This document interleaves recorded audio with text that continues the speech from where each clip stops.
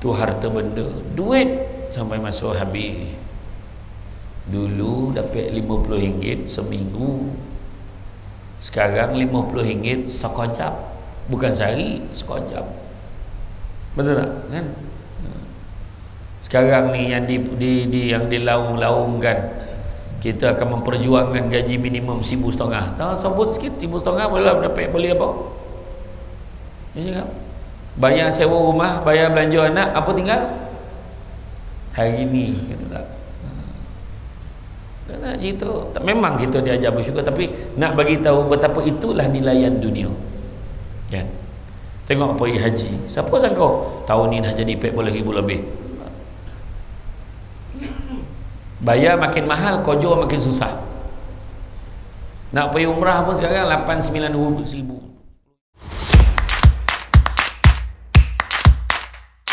Walau karihal kafirun, walau karihal musyrikun, walau karihal muslimun.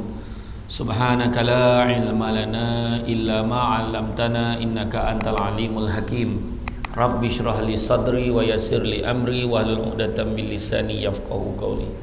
Alhamdulillah, syukur kepada Allah Subhanahu wa taala, segala puji bagi Allah Tuhan sekalian alam. Salawat dan salam ke atas junjungan besar Nabi Muhammad sallallahu alaihi wasallam. Terima kasih banyak diucapkan kepada tuan pengerusi masjid, tuan pengerusi masjid, tuan imam, barisan tokoh masjid, pemimpin-pemimpin tempatan ni semua peringkat yang berkesempatan hadir, tuan-tuan dan puan-puan yang dirahmati Allah sekalian. Alhamdulillah, ni namanya program terkejut namanya, kan? Tiba-tiba ya ada kan. Saya pun tadi dah nak balik dah, tadi dah sampai ke hampir-hampir nak masuk tol dah, sampai panggilan. Boleh tak? Boleh lah kan. Alhamdulillah. Patut ada satu program kat Melaka ni, tapi dah postpone. Tapi tengok ada lah ganti yang Melaka yang lain kan, joki orang sini lah. Saya pun seronok dapat sampai kat tempat yang saya jarang sampai ni. Cantik masjid masih lagi mempertahankan orang kata tradisi, jangan tradisi, dia punya konsep lama kan. Kapet lawa lah tu. Tapi dah mula hawi nampak tu. Berganti, alhamdulillah. Jadi pada malam ini apa lagi topik kan, tapi topik terkejut ni malam ni tajuk dia hargailah sebelum ia tiada. Hargailah sebelum ia tiada, kan? Allah menganugerahkan kepada manusia pelbagai nikmat, pelbagai kurniaan. Itu sebabnya kalau kita baca dalam ayat tu, inna a'tainakal kautsar, kan? Fashalli li rabbika wanhar. Sesungguhnya Allah memberikan kurniaan yang banyak. Kan? Al-Kautsar ni kurniaan banyak Allah bagi kat kita. Fashalli li rabbika wanhar, maka bersalatlah dan sembelihlah. Sembelihlah apa? Sembelihlah binatang korban. Kenapa kita kena buat itu? Sebagai tanda kita bersyukur. Jadi makna kata, kalau kita tengok, itu sebabnya Imam Al-Ghazali khabar kat kita, dia kata orang itu dikatakan bersyukur kalau cukup 4 perkara. Imam Al-Ghazali kata, pertama dengan mulut dia sebut alhamdulillah, sebut, tapi tak cukup dengan mulutnya. Itu sebab kadang-kadang orang, aku syukur lah tu kan, aku gosok-gosok dada atau aku sebut alhamdulillah, tak cukup. Dia mesti juga yang keduanya dengan hatinya tu memperakui siapa bagi nikmat. Dia kurang sadar siapa bagi, Allah bagi, bukan manusia bagi. Kalau kebetulan pun ada orang tolong kita, Allah lorong dengan manusia tu berkeupayaan tolong kita, bukan sebab orang tu handa wana, tak ada. Ya, Allah yang melorongkan. Sebab kalau ada orang lain yang duduk dekat tempat dia, orang tu pun ada keupayaan yang sama, macam itulah. Tu sebabnya kalau kita rasa bangga diri dengan apa yang kita ada, maka kita terpedaya dan sebagainya. Kan, aku ni ada kuasa, aku ada kuasa. Tak.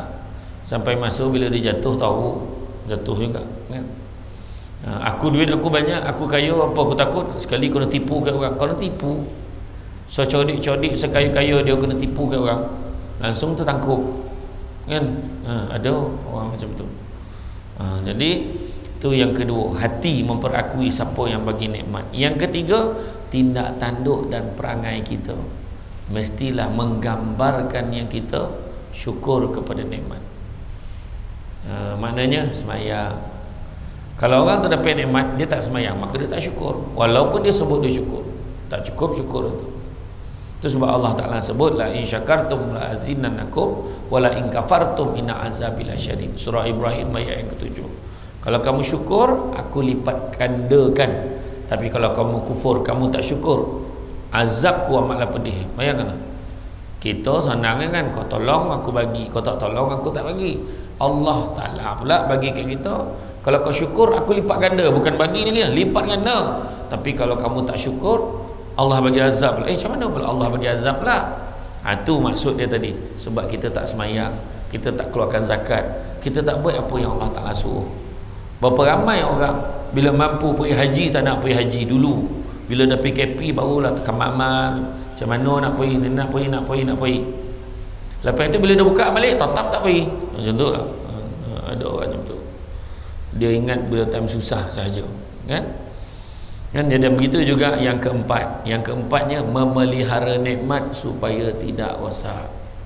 Bila dah ada nikmat, jaga elok-elok, boloh elok-elok. Itu pun tanda syukur. Contohlah Allah dah bagi kesihatan ke badan kita, jaga elok-elok. Jangan saja merosakkan badan kita. Salah satu cara merosakkan badan, yang paling kita tak suka dengar, saukok. Tu ramai yang tak suka dengar tu. Saya setakat tu cukuplah, setakat tu saya menyebut dah, sebelum orang tahu marah kat saya. Macam tu lah kan. Macam mana? Tapi itulah dia maksudnya kan, badan dah elok, saja dia usaha lagi. Kalau rosak diri sendiri tak mau, rosakkan orang keliling dia, contoh kan. Jadi dia dah tahu dah dia tak terdaya, maka bila disuruh berehat, konolah rehat kan, konolah rehat. Badan tu dah tak terdaya, badan tu tak boleh buat banyak kerja lagi dah, maka konolah akur. Sampai satu tahap itulah dia. Macam saya lah dah mula rasa tua kan, marin hendak sana kemari, sampai satu tahap dah mula mencungap kan. Sampai ni dah sampai 3-4 program satu hari tu dah mula mencungap dah, marin okey kan. Tu yang sekali saya perasan yang saya program Ustaz Aslin yang datang Melaka 3-4 program sehari, marah Ustaz Aslin kata, kau ingat aku cengkau dah tu kan, satu program pagi satu program malam sudahlah, dia kata tu, dia marah. Sebab manusia ni sampai satu tahap badan dia tak larat dah. Dulu kan kat sini kan semua geng-geng takraw ramai ni, saya tahu dulu lipek gulung sampai bergulung lah net tu kan, handa dia kan. Tapi sampai satu tahap nengok orang main, goram memang goram, tapi dah tak terdaya nak baca tu. Rasa nak main dah tak boleh dah, lutut dah problem kan, kaki dah mula terseliu berjalan terseliu macam tu. Tu dia, mana sampai satu tahap kan. Maka perkara ini dilihat sebagai satu yang wajib agar ibadah kita laksanakan tu menjadi lebih baik. Jadi mana kata bila jadi wajibnya, wajib bersyukur. Bila kita bersyukur, maka ibadah kita tu lebih baik, sebab kita dengan hati kita meletakkan pengharapan kita kepada Allah Subhanahu Wa Taala. Sesiapa mengingati Allah berarti dia bersyukur kepadanya, dan siapa bersyukur kepada Allah pasti akan berusaha memperbaiki ibadat dia. Kan firman yang saya sebutkan tadi, macam saya bacakan tadi, firman Allah dalam surah Ibrahim ayat yang ke-7. Jadi macam mana tu? Bila dia kata dengan tindak tanduk dan perbuatan dia beribadah, dia jaga perintah Allah tu. Cuma bila beribadah tu adalah kategori grade dia kan. Ibadah orang ni macam mana, ibadah kategori orang ni macam mana. Macam pergi pejabat lah ada orang tanya saya, Ustaz, kalau dia dekat pejabat dia memang tak pernah tinggal solat sunat duha, jadi apa hukumnya dia buat solat sunat duha tu waktu kojo? Tanya dia tak ada salah, dengan satu syarat, mesti dapat keizinan daripada ketua pejabat dia. Ketua pejabat izin ke tak? Izin.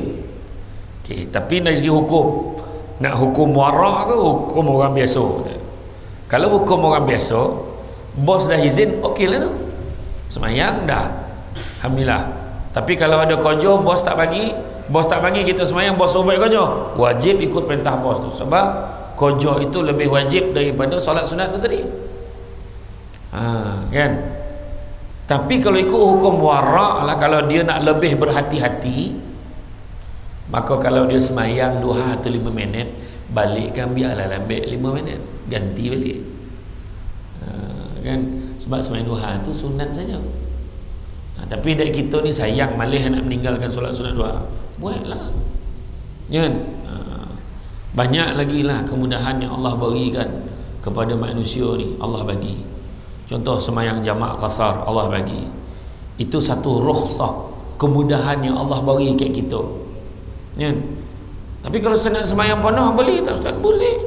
Saya tak nak lah, rasa tak payah saya nak buat kat zuhur empek, asar empek, buat lah. Cuma bila Allah dah hadiahkan kat kita, takkanlah kita tak ambil. Gunakanlah. Cuma salah tak? Tak salah dah. Cuma adab yang Allah dah bagi, gunakanlah. Ya. Cuma kadang-kadang ada tompek. Bila pagi tu orang tu beranjat bona, tolonglah malam jadi imam boleh tak isyak kata. Kita nak bona kata. Iyalah, insya-Allah. Kan? Jadi dia malam tu dia sembahyanglah maghrib 3, dia tunggulah isyak sekarang dia jadi imam contoh. Tapi saya dah berjamak dah, saya siap. Jadi jangan suruh dia dah. Jadi mana kata ada kemudahan Allah bagi. Doktor contoh, doktor pakar kan, dia dijangkaukan dia akan terlibat dalam operation theater ni, tak tahu lagi berapa jam operate ni, mungkin 5-6 jam. Jadi dia takut terlepas waktu solat, dia diberikan kemudahan, keringanan untuk dia jamakkan solatnya. Macam tu lah, banyak Allah bagi sebenarnya kita. Sebab itulah Allah Ta'ala memerintahkan kita untuk bersyukur. Sebab syukur salah satu, syukur pertama apa? Syukur dalam banyak-banyak makhluk ada 2 jenis makhluk, makhluk hidup, makhluk mati. Allah tak pilih kita jadi makhluk mati, jadi makhluk hidup. Makhluk mati ni meja ni makhluk mati, mikrofonnya makhluk mati, kena on dengan dia baru dia on, tapi pun tak hidup lagi. Kita yang hidup, kita yang kontrol dia. Makhluk hidup pula ada 3. Pertama tumbuh-tumbuhan, kedua haiwan, ketiga orang. Syukurlah tak jadi tumbuh-tumbuhan. Bayangkanlah lahir-lahir jadi robong rumah, asal kenduri penceramah datang matilah, memang jadi lauk lah malam ni. Robong cuk paku, sayur kacang panjang, bendeh bendeh Melaka habislah, sampodeh habis. Lauk memang sampodeh habis, bendeh habis, torung habis. Contohlah kan, Allah tak pilih kita jadi tumbuh-tumbuhan. Syukur juga Allah tak pilih kita jadi haiwan. Kalau pilih jadi haiwan, ini adalah minggu-minggu kritikal pada mereka. Berbincang di dalam kandang, aku rasa kau ni berburak di dalam tu. Apalah, yo kau daging kau banyak, dan rasa kau ni berburak lembu tu dengan lembu tu. Yang lembu seekor lain cakap, tak ada, dan dengar tuan kita ni suka tulang-tulang. Dia gomar kat kau ni sudah dua-dua huyup dalam bincang-bincang, dua-dua kono tahun tu 2 ekor pula kan, habis. Contoh kan. Tapi Allah pilih jadi manusia. Dalam ramai-ramai manusia tu pula, syukurlah Allah tak pilih kita jadi bukan Islam. Jangan main-main ya. Bila sebut tentang nikmat bukan Islam jadi Islam ni, tanyalah sahabat-sahabat kita. Menangis dia bila memikirkan zaman dia bukan Islam, tapi lepas tu dia dapat Islam. Tanya abang Adam Kori, abang Adam Kori Dragon,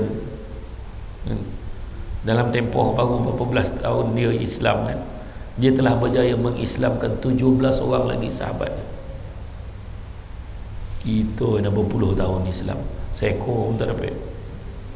Seekor pula seorang pun tak dapat. Seekor pula kan, penjodoh bilangan tak tepat. Ya cerita kan. Ada seorang tanya Ustaz Datuk Farid Rawi, je tanya dia pengalaman dia, banyak seronok dengan bila dia dapat Islamkan mak dia.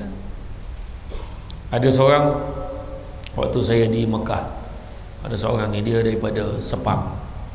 Ustaz tolong, 2 beradik Cina Mu'alaf. Ustaz doalah bagi mak kita orang dapat masuk Islam, biar dia terima hidayah. Kami puas pujuk dia. Mak kata tak apa, kau nak tanam aku macam orang Islam pun tak apa, tapi tak payahlah aku masuk Islam. Mak dia cakap tu. Jadi dia pujuk lah, suruh doa lah Ustaz, kita doa sama-sama Ustaz, biar mak saya tu buka hati. Dia 5 beradik, 3 dah masuk Islam. Yang 2 beradik tu tak pun dia nak kejar mak dia tu dulu. Mak dah tua kan. Penting. Bila orang dapat nikmat Islam ni, menangis memikirkan betapa hebatnya dapat nikmat Islam ni. Abang Adam Qori macam mana dia boleh dapat nikmat Islam tu? Macam mana dia dapat? Dia kata kalau betul lah Islam ni, dia dah banyak belajar lah, dengar pasal Islam semua. Kalau betul lah Islam ni benar lah, kan? Kau jumpakan aku dengan Muhammad lah, kan?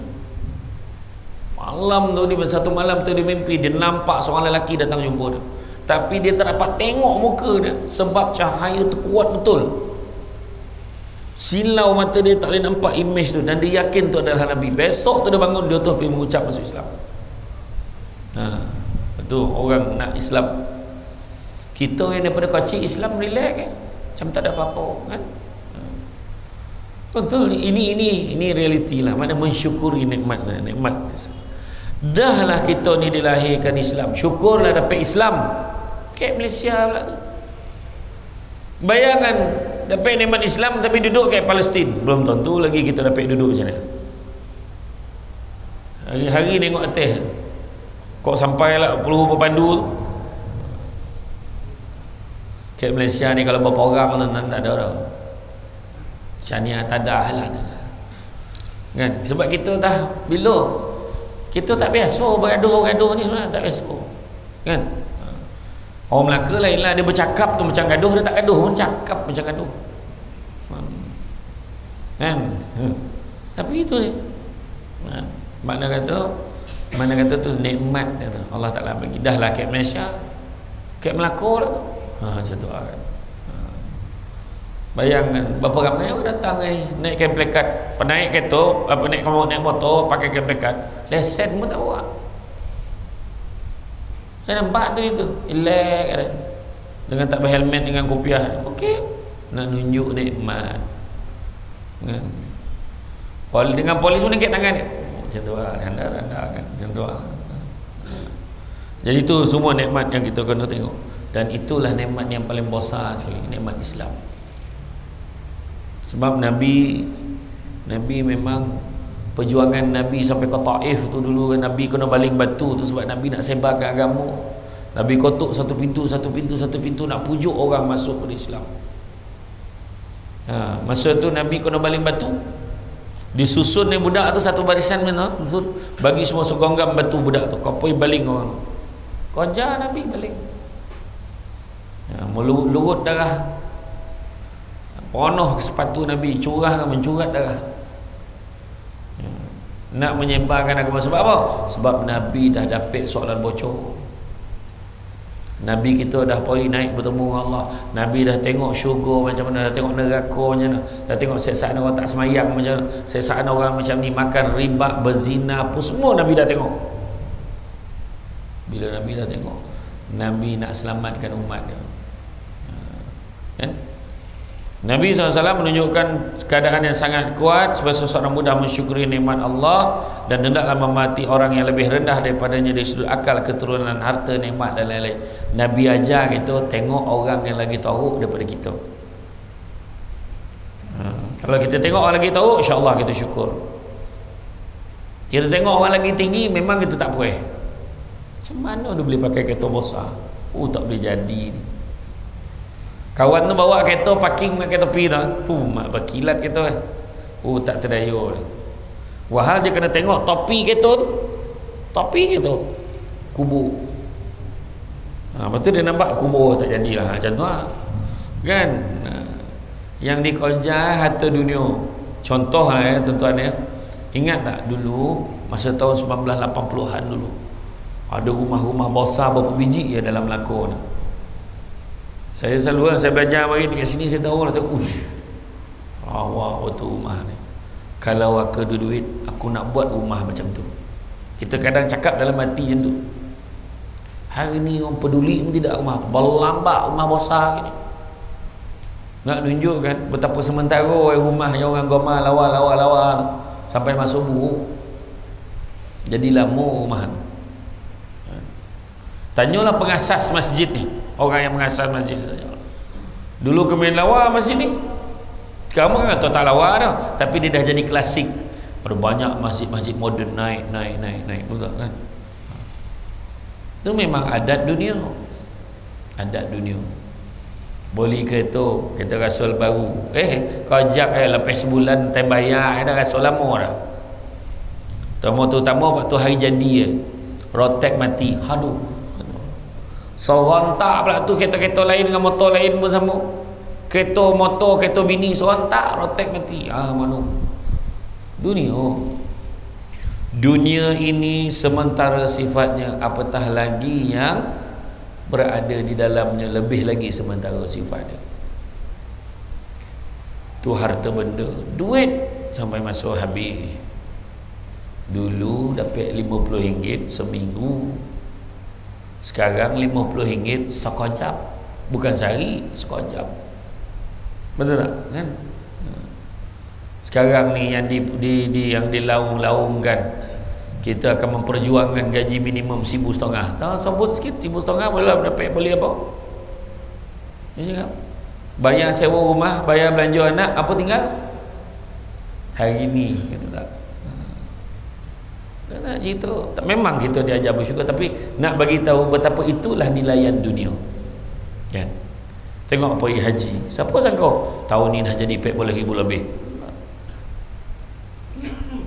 Bayar makin mahal, kojo makin susah. Nak pergi umrah pun sekarang 8-9 ribu, 10 ribu sekarang. Kojo makin payah, bayar makin mahal. Dulu orang siap boleh polok cium Hajarul Aswad, sekarang pergi tengok bayar mahal. Tanya orang-orang lama, ayah anda bonda tu, siap boleh mengaji depan Kaabah. Tak ada orang kan dulu. Sekarang orang ramai. Bayangkan waktu bulan 3 saya pergi, masa tu SOP masih ada. Nak lalu ziarah makam Nabi saja, nak ziarah, bukan nak pergi masuk Raudah ni. Ziarah lalu makam Nabi 1.5 km begitu. Itu. Itu sebab ya Allah, syukurlah dulu aku dah pergi. Syukurlah ya Allah aku dah sampai. Mudah-mudahan kau terimalah ibadah aku ya Allah. Habis siapa yang belum pergi? Tak payahlah pergi jam tu. Tak, jangan jam tu. Kono pergi. Tak sama kita dengar cerita dengan kita buat. Marin bertahun-tahun saya ceramah, pergilah umrah, pergilah haji. Tengok tanah suci ni, rasa sendiri. Yang bercakap tu pun belum pergi. Tapi bila dah pergi baru faham. Oh macam tu. Macam tu araman ni. Kan? Bayangan yang package yang tabung haji yang baru ni, yang package punya tu, bukan yang muasasah biasa ni. Paling rendah 61 ribu. Paling tinggi 210 ribu seorang. 210. Batu tu siap packing, letak tepi bantal. Punyuk lah, tak ada kojol. Tu start down kan. Mereka ni nak pergi melancong, nak pergi ibadah pun tak tahu. Macam mana Ustaz? Duit dia banyak. Kita cakap lah apa pun. Dah lah yang bayar mahal tu pergi lambek balik copet. Kan? Jadi kita tak best tak. Dia lain cara orang fikir. Salah kan? Dan Rasulullah SAW bersabda, bermaksud lihatlah pada orang yang lebih rendah daripada kamu, dan janganlah kamu melihat kepada orang yang berada di atas kamu, kerana demikian itu lebih patut bagi kamu, supaya kamu tidak meremehkan nikmat Allah yang dianugerahkan kepada kamu. Hadis riwayat Bukhari. Jadi bila kita tengok orang lagi tahu, kita syukurlah. Tengok orang tu, mana sian ni dah terbaring, aku boleh jalan ni. Orang tu tangan pun terlengket dah macam ni, kepala ya kau, tangan terlengket dah. Kita boleh lagi. Oh, kuat-kuat tak hidung, kuat-kuat telinga, garu kepala. Dia gatal je ni, gatal dah. Nikmat, jangan main-main. Sahabat saya budak Kelantan arwah dah, Cik Khairul Azli, dia kena stroke. Bukan stroke, dia kena kanser, kemudian dia lumpuh seluruh badan dia. Dia kata, hargailah nikmat ketut, dia kata. Nikmat kentut. Saya ingat dia sebut, gelak saya. Betul dia tu. Hargailah nikmat itu. Badan kita boleh gerak, boleh buat macam-macam kan. Sampai masa dah tak boleh. baik macam mana kan, sampai masa badan pakai toruk muda-muda makin kan. Jadi bila dah tua, tu dah. So sebab orang perempuan, orang dulu-dulu kuat sebab apa? Sebab dia jaga pantang-pantang yang mau jaga. Beranak barut tengok dia ikat batang tiang tu. Macam tua apa pusing tu, susing nak biar kotat betul perut tu. Tu sampai tua badan dah sihat. Budak sekarang itu dulu dah. Tu dulu. Sikit ni lah sakit ni banding ni. Nak mampu dapat. Baru umur 30-40 nak mampu nak nampak. Iya ada sebab orang dulu makan akar kayu tu semua kan. Semua ada sebab. Tak ditahan lah bau. Mampu lah kau payah warna tu. Tu yang orang tua malas menjaga budak-budak muda tu. Kan? Saya ni pun cakap ya sebab saya jantan kan. Bolehlah cakap. Kan? Iya. Dia ada sebab orang tua tu dulu. Ramai manusia berharap mereka boleh menghampiri kepada apa dia nikmatinya seperti kesihatan, kan? Kesihatan, harta, rezeki, tubuh badan dan akhlak. Ialah kesihatan. Dulu dia sihat kan? Dia sihat sebab mencari duit. Dengan sihat dia mencari duit. Tapi sekarang dengan duit dia mencari sihat. Berhabis jantung, tampal, masuk bateri, jahit pula. Ada seorang bos saya dulu, dia kena apa? Dia kena slip disc. Slip disc dia bukannya kek pinggang kan? Kek tongkok. Bila scan-scan rupanya kek tongkok tu, pada kek belakang tongkok ni rupanya dia dah himpit urat tu.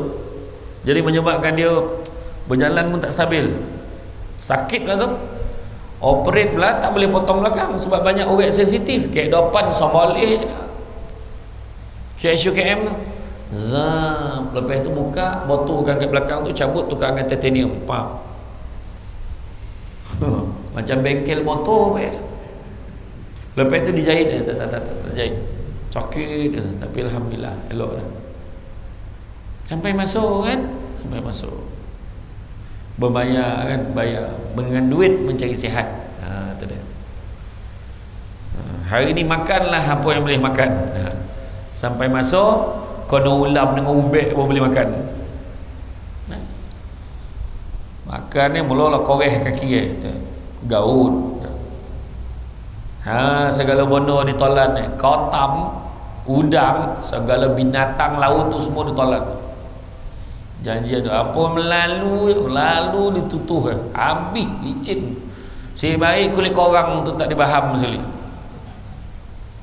Lepas tu mula dah bongkak-bongkik kaki. Kan? Tu Allah Ta'ala uji tu kan. Harta pun macam tu juga kan. Rezeki, tubuh badan dan akhlak. Sudah akhlak juga yang dipandang orang. Kalau mencari pokok berbuah, pucuk elobek dahan berdaun. Kalau nak jadi insan bertuah, duduknya beradab, togak bersantun. Akhlak. Perangai elok gak yang dicari orang. Pek menantu jangan cari yang kaya. Kadang orang kita ni macam tu. Dia kerja apa? Duit dia banyak kau. Kereta apa biji? Kereta apa dia pakai? Dahsyat kereta menjalan. Mana ada kereta menengah? Semua menjalan. Datang orang tu dia pakai kot, tali leher, bosa sejadah. Tahu tu. Bosa sejadah tai tahu pun nak tu. Kan? Baru seminggu kahwin dah dipijak bini patah riuk kawan tu. Nampak? Cari kan dah dipesan masa dulu, zaman dulu pernah kata ada seorang ni nama dia Husam bin Nuh. Dia ada seorang hamba nama dia Mubarak. Mubarak ni hitam betul, sepokat-pokat hitam, metalik, tak ada lawan dia, hitam betul-betul lah. Kemudian dia pun pergilah mengantau. Husam ni pergi mengantau, aku nak out station, kau tolong jaga ladang limau aku ni. Bukan ladang limau, ladang buah aku ni, kau tolong jaga ladang buah aku ni. 3 bulan aku nak keluar out station. Dulu lama stesen dah. Bukan naik kapal terbang macam sekarang. Pergilah merantau berdagang kan. Balik-balik ya dia tanya orang, wahai Mubarak, sekarang kau tolong ambil 3 biji buah yang paling manis bagi ke aku. Dia pun bagi. Dia pun ambil bagi. Buah pertama masam, bondo ni masam. Buah kedua pun masam. Buah ketiga, ketiga ni manis, pun masam juga. Bondo kau ni Mubarak. 3 bulan aku tinggal kau kat ladang ni, takkan kau tak tahu mana manis mana masam? Demi Allah, kau pesan ke aku itu suruh jaga ladang ni, kau tak pernah suruh rasuh. Nampak? Dia tak rasuh. Cuba kalau kita jaga ladang durian, kebun dian lah, agak-agak saya cakap musangking IOI, udang merah blackthorn, makan main ni kan, licin. Apa sikit nak buah ni, musang tupai babi semua dituduh binatang. Tasadak babi tu kena tuduh. Contoh lah, kita lah, bukan cakap orang lah, termasuk yang bercakap ni bukan senang. Ni abang buat baik buah sikit, kebetulan abang jaga ladang, cilok tu 3 biji bawa balik. Jadi satu hari tu Musam kata, wahai Mubarak, aku nak cari menantu. Apa pandangan kau? Kalau kau nak cari menantu, pertama janganlah kau cari dari segi rupanya sahaja, kerana itu perangai orang Kristian. Orang Nasrani disukai cantik-cantik je.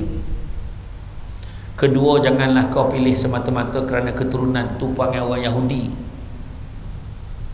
Yang Jawa nak cik Jawa, kau cari Jawa juga biar sama kan. Barulah senang.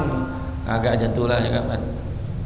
Cari yang Banjar, cari yang Bugis tak kan.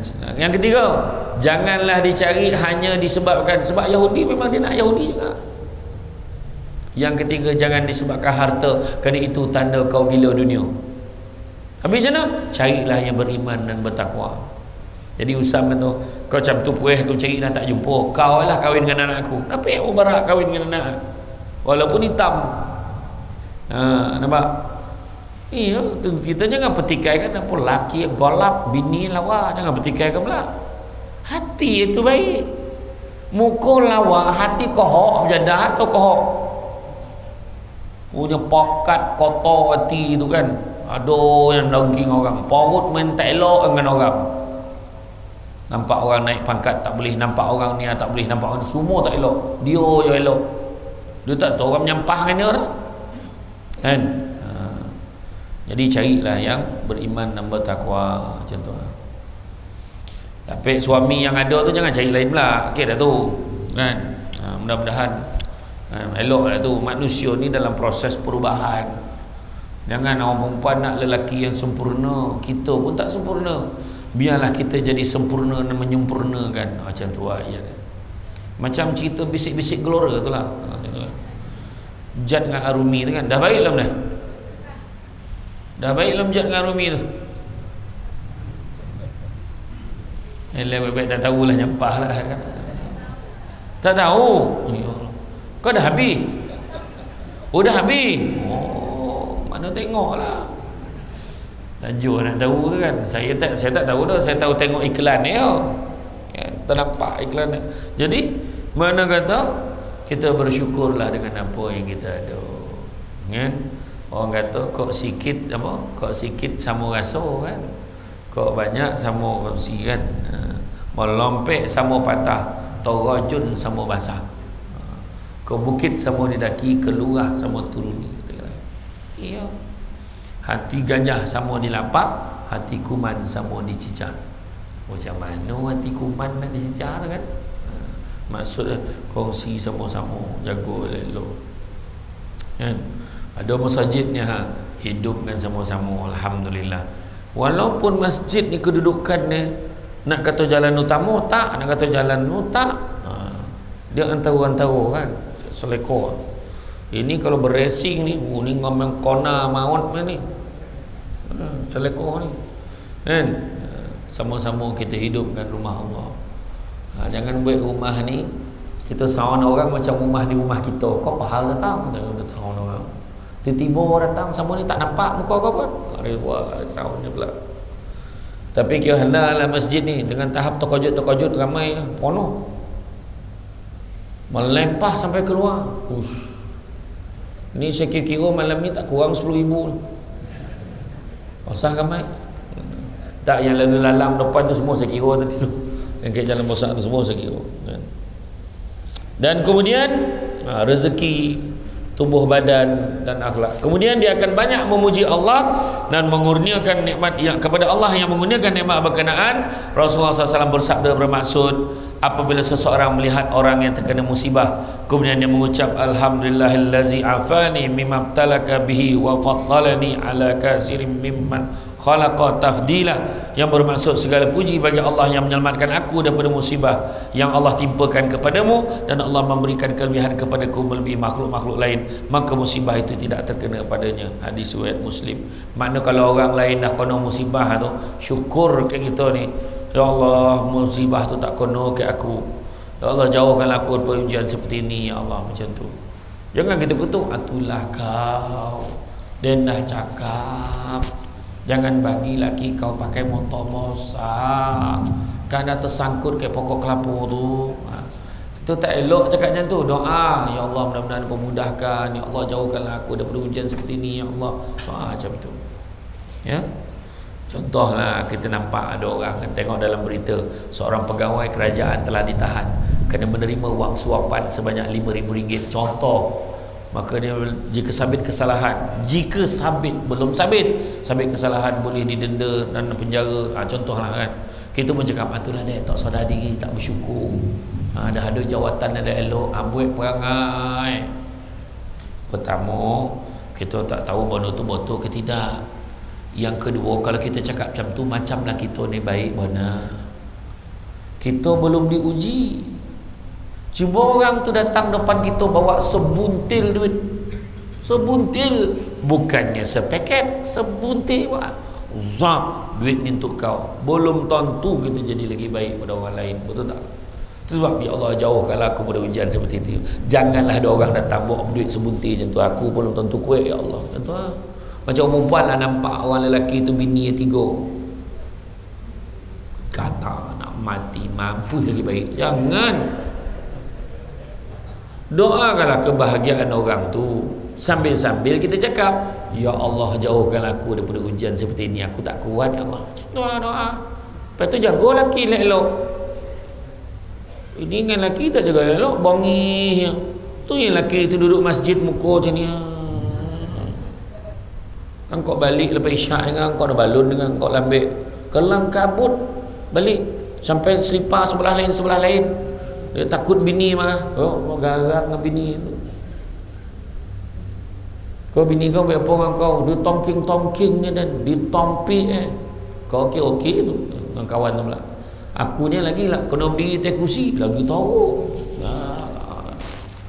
Jangan buat suami macam tu ya. Menurut kajian orang lelaki di Malaysia ni akan mati dulu berbanding isteri dia. Jadi layan suami elok. Dia seranggai, abang zap tercokik sudu mati. Tu semua lah tu. Karang warna. Layan suami elok. Biar suami tu kalau dia meninggal dunia tu dalam keadaan lapang hati kita ni. Suami kau meninggal bila? Pagi tadi lepas subuh.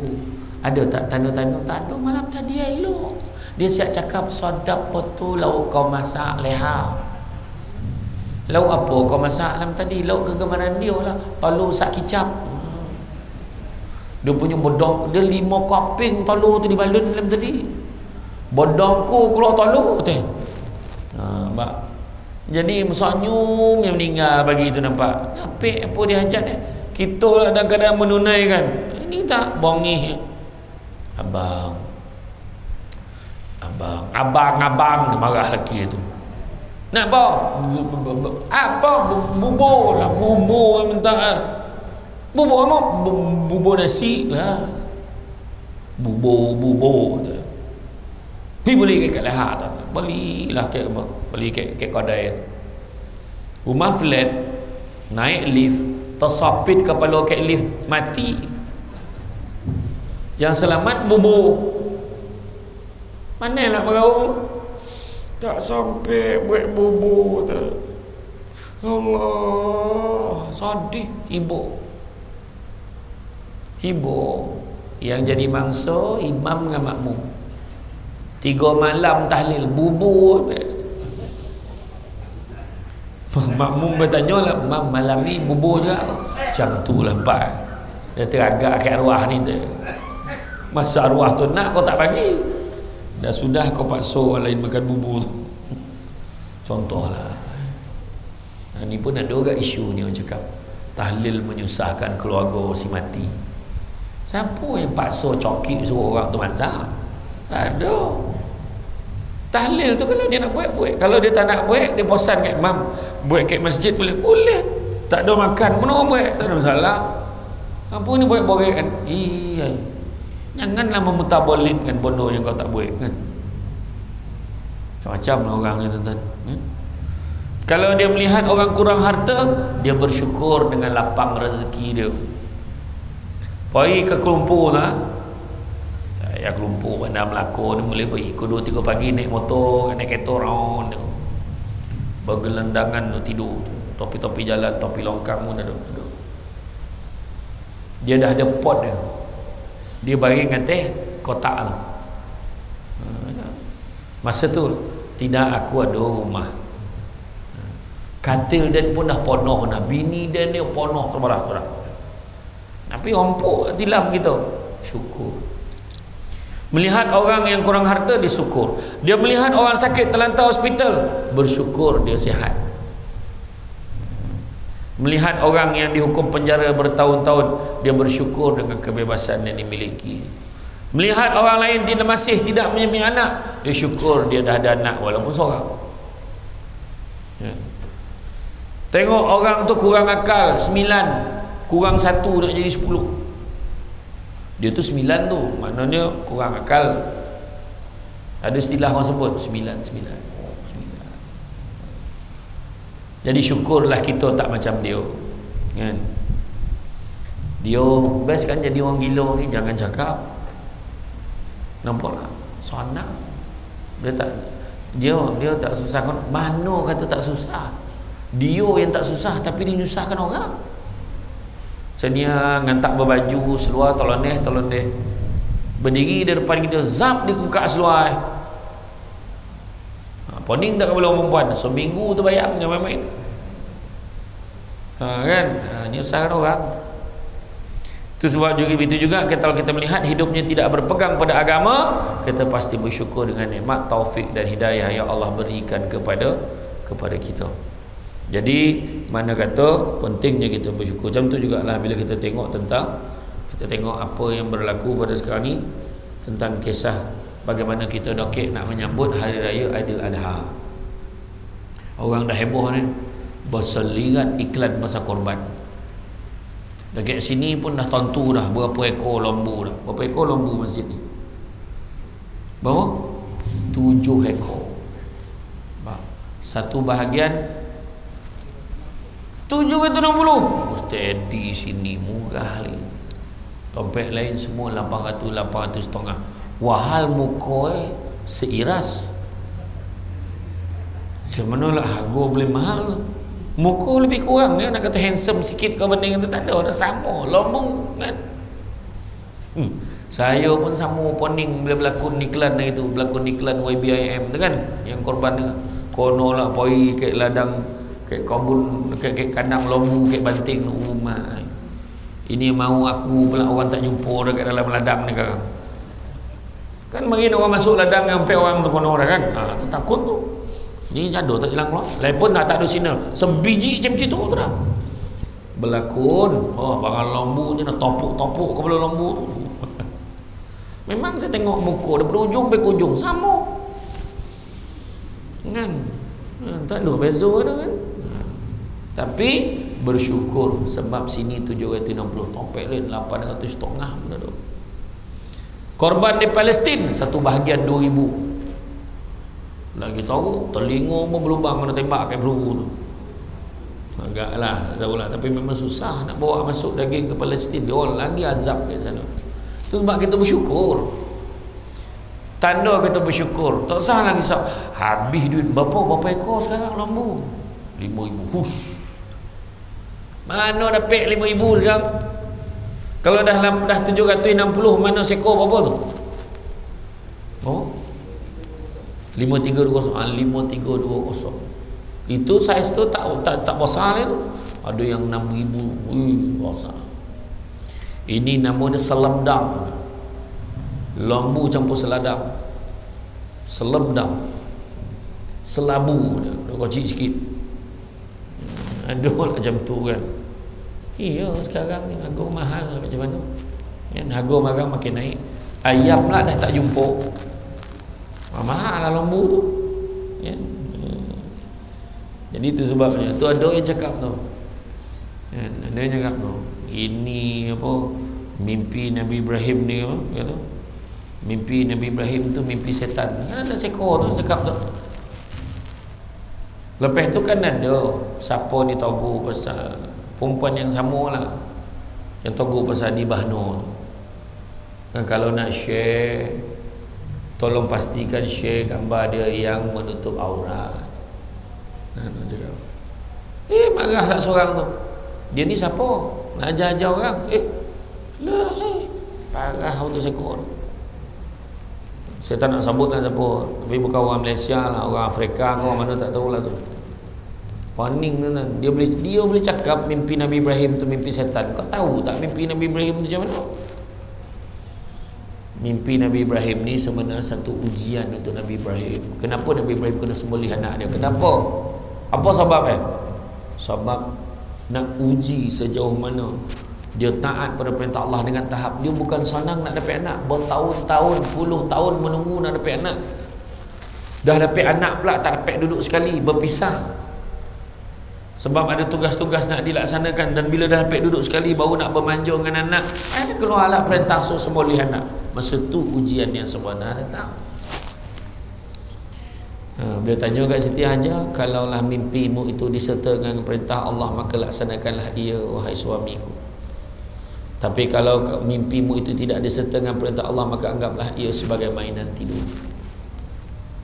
Kemudian tanyalah ke Nabi Ismail, apakah pandanganmu wahai Ismail? Ayah bermimpi yang ayah kena sembelih kau untuk korban. Maka apa jawab Nabi Ismail? Kalau itulah perintah Allah, laksanakanlah ia wahai ayahku, kerana sesungguhnya aku tergolong di kalangan orang-orang yang bersabar. Steady. Nak beritahu Nabi Ismail dalam satu riwayat katakan siap bagi tahu dengan Ibrahim. Nabi Ibrahim, kalau kau nak sembelih aku nanti, kau dah tahu kat mana kau nak potong tu, kau ambil kain, kau tutup mata kau tu. Takut kalau kau tengok muka aku, kau tak sampai hati nak sembelih aku. Macam tu sekali Nabi Ismail siap ajar. Dia punya guideline. Maka Nabi Ibrahim buat. Bila buat bahasa dia sembelih tu, terpercik darah kat badan Nabi Ibrahim. Mengelota-ngelota Nabi Ibrahim. Nabi Ibrahim buka, tengok rupanya yang disembelih adalah seekor kibas. Anaknya tak ada apa-apa. Itu dalam satu riwayat lah. Sebenarnya Allah nak melihat kesungguhan Nabi Ibrahim. Ya. Jadi itu sebabnya kan kita ni nak menyumbang, sumbang lah. Tak usah lah kira banyak sikit. Boleh bagi tanya malam ni Samsul Debat datang contoh. Saya nak tanya imam, agak-agak berapa orang, tanya tuan pengurusi masjid, agak-agak berapa bajet orang datang malam ni guys. Saya ingat saya nak sumbang ni. Kita target dalam 3-400 orang macam tu lah. Lain kali lah tu tak jadi dah. Dek ramai tu tak jadi dah. Sikit baik lah, cukup sikit. Tak apalah, saya bagi sebiji buah temikai, potong 400. Halus temikai tu kan. Buatlah cara yang kita boleh. Jangan bila orang dah apa, bila orang nak boleh menyumbang, kita sumbang lah. Tak semestinya banyak ya? Sumbang. Contoh, kita mampu bagi seekor lembu untuk korban, masuk seekor. Tak boleh bagi seekor, masuk satu bahagian. Satu bahagian pun tak boleh. Datang masjid, tolonglah pegang kaki lembu tu so. Masa nak numbangkan tu, tolonglah kita sama-sama melapah daging. Paling tidak naik motor pergi hantar daging tu rumah orang. Paling tidak itu yang mampu kita buat. Yang heboh kadang-kadang melapah tu berobot tu, sebab ada bahagian dia target ya dan punya zap belakang perangai tak habis-habis berlaku kek semua tompek kecuali peringgit. Ya macam tu kena beritahu ya. Jangan. Jadi apa-apa pun insya-Allah. Sebab apa? Bila kita beriman infak kan. Sebab syukur, salah satu tanda syukur adalah tindak tanduk perbuatan. Bersedekah, infak itu juga adalah merupakan sebahagian bertanda syukur. Jangan kita risau. Belum pernah lagi sedekah memiskinkan orang. Tak pernah. Malahan Nabi beritahu takkan berkurang harta orang yang bersedekah, melainkan bertambah, bertambah dan bertambah. 3 kali Nabi ulang, takkan kita tak percaya. Nak mula perubahan malam ni, masuk duit dalam tabung. Mana tabung masjid ni? Tu kat belakang sumbek kan, tak boleh bagi RM1, bagi 100. Tak boleh bagi 100, bagi 1000. Tak mau ada ustaz. Lurut kan semua, lurut dan semua rantai kolam masuk dalam. Tahulah aja ke masjid besok nak hantar kan, fungsi hantar pergi ke kedai tengok berapa dapat. Handphone tu format yang saya siap letak dalam tu. Iya. Sedekah ni insya-Allah akan lapangkan rezeki kita lagi. Ya, buatlah ikut kemampuan kita. Macam mana pun kita kena faham, dunia ni sementara. Ada orang yang ada dalam kubur. Dikatakan orang yang dalam kubur ni dia terkejut, kenapa kubur aku ni lapang? Dia taklah lapang benar, lapang lah. Tak lapang benar dah, tapi lapang. Kenapa lah lapang lah kubur dia ni? Sebab dulu kau pernah datang ke masjid peringgit, malam tu kau sumbangkan RM1.